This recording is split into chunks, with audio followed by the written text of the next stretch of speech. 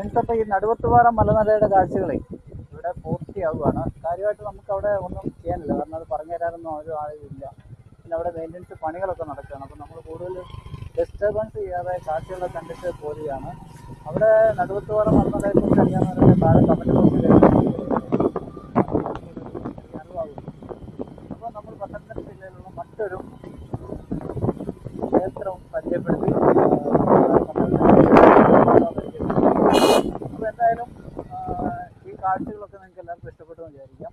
പിന്നെ മഴയുടെയൊക്കെ ആ ഒരു ഭയങ്കരമായ ഒരു ഇതൊക്കെ ഒന്ന് മാറിക്കഴിയുമ്പോൾ നമ്മൾ വീണ്ടും യാത്രയിലേക്കൊക്കെ പോകും.